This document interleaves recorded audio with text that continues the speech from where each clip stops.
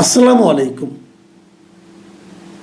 প্রিয় দর্শক, আমার কেন যেন মনে হচ্ছে যে বাংলাদেশের রাজনীতিতে বিএনপি সম্ভবত এই মুহূর্তে খুব প্রচলিত একটা কথ্য একটা আপনার বাগধারা আছে না, মাইনকা চিপা, সেই মাইনকা চিপায় পড়ে গেছে।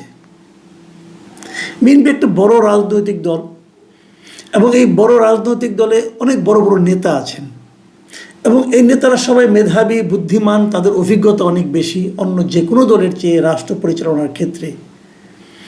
সেরকম একটা দল এরকম বেকায়দায় পড়বে এটা হয়তো অনেকে ভাবতেও পারেননি। কেন পড়েছে সেটা আমার একটা বিশ্লেষণ আমি আগেও করেছি, আজকে আবারও বলবো। বেশি ছাড় দেওয়ার মানসিকতার জন্য তারা এই মাইনকে চিপায় পড়ে গেছে। আপনি কতটুকু ছাড় দিবেন, কতটুকু ছাড় দিতে পারবেন, এটা আপনাকে মাথায় রাখতে হবে। এবং তারও চেয়ে বড় কথা, আপনার প্রত্যেকটা কাজ আপনার নেতা, কর্মী, সমর্থক এবং ভোটার যারা আছে সবার কাছে ট্রান্সপারেন্ট হতে হবে। এই যে ট্রান্সপারেন্ট না থাকা, তার ফল এখন বিএনপি দিচ্ছে। ব্যাপারটা আপনাকে একটু ক্লিয়ার করি কি হচ্ছে।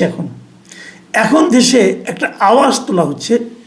সে আওয়াজটা হলো এই যে বহুল চর্চিত, বহুল আলোচিত জুলাই সনদ, মানে সংস্কার প্রক্রিয়া। বিএনপি নাকি এই সংস্কার প্রক্রিয়া চায় না, বিএনপি নাকি সংস্কার চায় না। এখন এই কথাটা বলা হচ্ছে কেন? বলা হচ্ছে এই কারণে যে মঙ্গলবার দিন জাতীয় ঐকমত্য কমিশন যেটা গঠিত হয়েছিল, যেটা নিয়ে আমি বহু সমালোচনা করেছি, আমি বলেছি এটা যোগ্য লোকের হাতে পড়েনি এবং পরে যিনি, মানে যোগ্য লোক তো দূরের কথা, এখন আমার কাছে মনে হচ্ছে এটা যে দুষ্ট লোকের হাতে পড়েছিল সেটা সর্বশেষ প্রমাণ হয়েছে গত মঙ্গলবার দিন, যেদিন তারা সেটা কিভাবে বাস্তবায়ন করা হবে তার সুপারিশ এই দিন তারা প্রধান উপদেষ্টার কাছে জমা দিয়েছে। এই সুপারিশটা দেখার পরই বিএনপি কিন্তু বলেছে যে তারা এটাকে মেনে নিতে পারছে না এবং তারা এটাও বলেছে যে এটার মাধ্যমে জাতির সঙ্গে আসলে এক ধরনের প্রতারণা করা হয়েছে। দেখুন, আমি আপনাদেরকে ছোট করে বলি জিনিসটা। জুলাই জাতীয় সনদকে আসলে দুই ভাগে ভাগ করা যায়। একটা ভাগ হলো যে জুলাই সনদটা প্রণয়ন, মানে জুলাই সনদের মধ্যে কি থাকবে, সনদ মানে কি, যে আগামীতে রাষ্ট্র কিভাবে চলবে, সংবিধানের কি চেহারা হবে, আমাদের সরকার কিভাবে চলবে, এইগুলো নিয়ে কিছু প্রস্তাবনা, সিদ্ধান্ত, এগুলো। এটা হলো জুলাই সনদ, যেটা নাকি কিছুদিন আগে জাতীয় সংসদের সামনে সবাই মিলে স্বাক্ষর করেছে। সেই স্বাক্ষর কিন্তু বিএনপিও করেছে। আচ্ছা, এখন দ্বিতীয় পর্বে ছিল যে এই যে সনদটা, এটা বাস্তবায়নের সুপারিশ, মানে এটা কিভাবে বাস্তবায়ন করা যাবে তার সুপারিশ। এবং সেই সুপারিশটা, দ্বিতীয় পর্বের এই কাজটা গত মঙ্গলবার দিন জমা দেওয়া হয়েছে। এবং এটা দেখার পরে বিএনপি তারা খুব দুঃখিত হয়েছে, উত্তেজিত হয়েছে এবং তাদের মতামত প্রকাশ করেছে যে তাদের সঙ্গে প্রতারণা করা হয়েছে, জাতির সঙ্গে প্রতারণা করা হয়েছে। আসলে বিএনপি কেন বললো এই কথাটা সেটাও বলি, তাহলে আপনার ব্যাপারটা ক্লিয়ার হবে আরও। বিষয়টা হলো অনেকগুলি প্রস্তাব ছিল, 84টার মতো প্রস্তাব ছিল। কিছু কিছু প্রস্তাব হয়তো রাষ্ট্রপতি এখনই অধ্যাদেশের মাধ্যমে করতে পারেন, আর কিছু কিছু প্রস্তাব যেটাকে সংবিধান পরিবর্তন করতে হবে। এবং সংবিধান যদি আপনি চেঞ্জ করতে চান তাহলে জাতীয় সংসদ লাগবে, তাহলে আপনি কীভাবে করবেন? তো এদের প্রস্তাব হলো আমরা সেগুলো প্রস্তাব আকারে দেব, তারপরে সেটা জাতীয় সংসদ যখন হবে তারা এটা হুবহু বাস্তবায়ন করে দেবে। এই হলো জুলাই সনদ প্রণয়নকারীদের এবং এটা সুপারিশ আলিডিয়াসদের, জাতীয় ঐক্যমত্য কমিশন, তাদের প্রস্তাব। মানে তারা ঠিক করে দেবে দেশ কীভাবে চলবে এবং সেভাবে এটাকে পাস করতে হবে। ঠিক আছে, এটা হোক। প্রশ্নটা হলো যে এটা যে আপনারা করবেন সেটা আপনি একটা গণভোটে দেবেন আগে। তার আগে একটা গণভোট দিতে চেয়েছে। গণভোট নিয়ে অনেক আলোচনা হয়েছে। বিএনপি বলেছে গণভোট নির্বাচনের দিন হওয়া উচিত এবং অন্য অন্য পার্টি, বিশেষ করে আপনার জামাতে ইসলামী, ইসলামী আন্দোলন, তারা বলছেন এটাকে আগে করতে হবে, ডিসেম্বরের মধ্যে করতে হবে। গণভোট করে তারপর তার আলোকে জাতীয় সংসদ নির্বাচন হবে। জাতীয় সংসদ নির্বাচনের আগে এই যে গণভোট হওয়াটা, এটা কেন, সেটা অন্য একটা রাজনৈতিক মতলব আছে, সেটা আমি আরেকদিন বলবো আপনাদেরকে। আজকে আমি এই পয়েন্টে থাকি। তো এখন গণভোট যখন আপনি দিবেন তখন আপনি কী লিখবেন, আপনি জনগণের সামনে কী উপস্থাপন করবেন?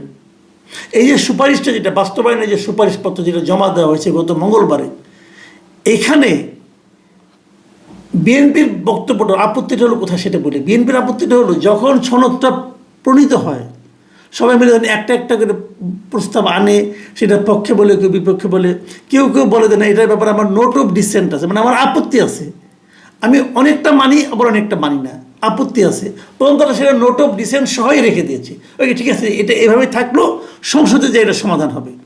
কিন্তু যখন তারা সুপারিশ হিসেবে আনতেছে তখন সেখানে নোট অফ ডিসেন্টের ব্যাপারটা আর তারা উল্লেখই করে নাই। প্রবলেমটা হলো এখানে। বিএনপি বলল যে আমি বলেছিলাম, যেমন আমি এক্সাম্পল দিয়ে বলি, যেমন উচ্চ কক্ষ একটা হবে, উচ্চ কক্ষে যারা সদস্য হবেন তারা কি পিআর পদ্ধতির মাধ্যমে হবে প্রাপ্ত ভোটের উপর, নাকি সংসদ সদস্য যতগুলো নির্বাচন হয়েছে তার আনুপাতিক হবে?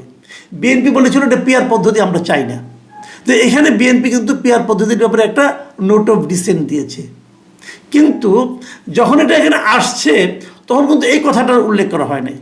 এখন বিএনপির বক্তব্যটা হলো যখন আপনি এটা গণভোটে দেবেন তখন আমি যে এটাতে আপত্তি করেছিলাম এই জিনিসটা তো জনগণ জানবে না, তো জনগণ এটাতে হ্যাঁ বলবে কি না বলবে, যারা তো বুঝতেই পারলো না এখানে আমি কি চেয়েছি। এই জায়গাটাতে বিএনপির আপত্তি, যে আমি যে যে জায়গায় নোট অফ ডিসেন্ট দিয়েছি সেগুলো আপনারা উল্লেখ করছেন না কেন? এটা তো এক ধরনের প্রতারণাই বটে। আপনি একভাবে আলোচনা করলেন, করে ওটা সব থাকবে যে এটা ওরা তো এখানে আপত্তি আছে, এটা পরে আলোচনা হবে, কিন্তু আপনি যখন দলিলটা করলেন তখন আপত্তির কথাটা উল্লেখ করলেন না। তাহলে এটা প্রতারণা নয় কি? স্ট্রেট প্রতারণা। কে করেছে? ওই আলী রিয়াজ গং। যে আলী রিয়াজ গঙ্গের নিয়ত নিয়ে আমি শুরুর থেকেই সন্দেহ করেছিলাম। আমি বলেছিলাম যে এই লোকগুলি আমেরিকার থেকে আসছে, তারা আমেরিকার নাগরিক। যখন কেউ আমেরিকার নাগরিকত্ব গ্রহণ করে তখন তারা ওখানে শপথ করে এই যে পরবর্তী সময় জীবনের সর্বক্ষেত্রে তারা আমেরিকার স্বার্থ সংরক্ষণ করবে। আর আমি যদি বলি ওনারা এই কাজটা করতেই আসছেন আমেরিকার স্বার্থ সংরক্ষণ করার জন্য, আমি যদি এটা বলি আপনি আমাকে কিভাবে খণ্ডন করবেন ভাই? তাদের মূল লক্ষ্যটাই ছিল এটা আওলা বাজানো, এবং সেই আওলাটা অলরেডি বেঁধে গেছে। এখন বিএনপি কীভাবে মাইনকে চিপে পড়লো সেটা বলছি। এখন জামাত কি করতেছে দেখেন, জামাতের বক্তব্যগুলি কিন্তু আমার কাছে খুব ইন্টেনশনালি মনে হচ্ছে যে একটা প্রভোকেটিং বক্তব্য, তারা একটা খোঁচা মারতেছে। তারা বলতেছে জিনিসটা যে বিএনপি নাকি হঠাৎ, যেমন জামাতের যে নায়েবে আমির, মানে নায়েবে আমির মানে এটা তো অনেকে জানে, নায়েবে আমির মানে ওদের ভাইস প্রেসিডেন্ট আর কি, হ্যাঁ, মিস্টার আবদুল্লাহ মোহাম্মদ তাহের, তিনি কি বলেছেন যে ঐকমত্য কমিশনের মাধ্যমে একমত হয়ে আমরা সবাই জুলাই সনদে স্বাক্ষর করেছি, সব কিছু পর্যালোচনা শেষে সবাই একমত হয়েছি একটি সাংবিধানিক আদেশের মাধ্যমে জুলাই সনদকে গ্রহণ করা হবে এবং এটার উপর একটা গণভোট হবে। বুঝলেন? তা বলতেছে কিন্তু হঠাৎ করেই বিএনপি পাল্টি নিয়েছে। তারা এতদিন ধরে জাতীয় ঐকমত্য কমিশনে থেকে জুলাই সনদে স্বাক্ষরের পর এখন বলছে আমরা এটাকে মানি না। আসলে কি বিএনপি তাই বলছে? তা তো বলেনি। বিএনপি বলছে আমরা যেভাবে স্বাক্ষর করেছি সেভাবে তো সুপারিশটা আসতেছে না। এখন যে আপনি সুপারিশের দলিলটা নিয়ে আসছেন এটা তো ওর সঙ্গে মিলে না। এখানে দেখেন বিএনপি কি বলেছে এটা বলার চান্স পাচ্ছে না। এখন সবাই হুজুক তুলছে বিএনপি পাল্টি মারছে।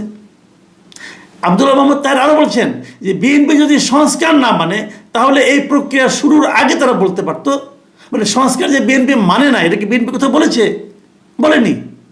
পুরো জিনিসটাই হলো একটা, মানে এটাকে কি বলবো আপনাকে, আপনি একটা উদাহরণ দিয়ে বলি।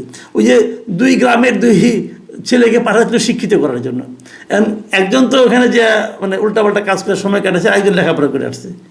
এখন যে উল্টাপাল্টা কাজ করে সে ওকে বলতেছে যে দুই গ্রামে বসছে মুখোমুখি যে কার বাচ্চা কতটা শিক্ষিত হইলো। এখন ওই বলতেছে আমি একটা প্রশ্ন করি দেখি উত্তর দিতে পারি কিনা। কি প্রশ্ন করবা? বলছে বলো আই ডোন্ট নো অর্থ কি। তো ওটা বলতেছে আমি জানি না। আর অমনি তার লোক সব হয়ে করতেছে একে দেখো জানে না বলে তারা জিতে চলে গেল। এখন আসলে কি তারা জিতলো? বিষয়টা কিন্তু এরকম, বিএনপি বলেছে তোমরা যে সর্বশেষ বাস্তবায়নে যে সুপারিশটা করেছো সেই সুপারিশে আমাদের যে আপত্তির বিষয়গুলো সেগুলো উল্লেখ করো নেই কেন? এই হলো গিয়ে এখন সমস্যা। বিএনপি যদি বলে এটা আমরা মানি না তাহলে বলবে তুমি সংস্কার মানো না। আর বিএনপি তো সংস্কার মানে না তা বলে নাই। বিএনপি বলেছে যে এই সংস্কারের সুপারিশটা আমার পছন্দ হয় নাই, সুপারিশটা আপনারা অসম্পূর্ণ রেখেছেন, মানুষের মধ্যে বিভ্রান্তি তৈরি হতে পারে, এই কথাটা বলেছে। খুব সিম্পল। কিন্তু তার মানে এটা শুরু থেকেই একটা মানে আপনার গ্যাঞ্জাম পাকানোর একটা কিন্তু পরিকল্পনা ছিল এই ঐক্যমত্য কমিশনে যারা আছেন তাদের, এই বিদেশি লোকগুলির, এই ধান্দাবাজ লোকগুলির শুরুর থেকে একটা প্ল্যান ছিল, সেই প্ল্যানের বাস্তবায়ন হয়। তাহলে এটা গণভোট হবে, বিএনপি তাও মেনে নিল যে ঠিক আছে গণভোট আপনারা আগেই করেন, ডিসেম্বরে গণভোট হলো। বিএনপি যদি সিদ্ধান্ত নেয় এই গণভোটে তারা না ভোট দেবে, অথবা আওয়ামী লীগের লোকজন যারা আছে, আওয়ামী লীগের কিছু ভোটার তো আছে, স্বয়ং যদি না ভোট দেয় তাহলে কিন্তু এই অতি চালাকের গলায় দড়ি পড়বে। এইটা এই চালাক ব্যক্তিগণ ভাবছে কি না আমি ঠিক জানি না। আমি একটা কথা বলবো ভাই, আপনারা রাজনীতি করেন, রাজনীতি মানে কিন্তু জনগণ, জনগণের জন্য একটা ভালো কিছু করা। তো রাজনীতি করতে যায় যদি জনগণের দুর্ভোগ আপনারা চান, তাহলে সেই গলায় দড়ি কীভাবে দিতে হয় এটা এই দেশের জনগণ জানে। প্লিজ জনগণকে নিয়ে রাজনীতি করবেন না। প্রিয় দর্শক, এখন এ পর্যন্তই। আল্লাহ হাফেজ।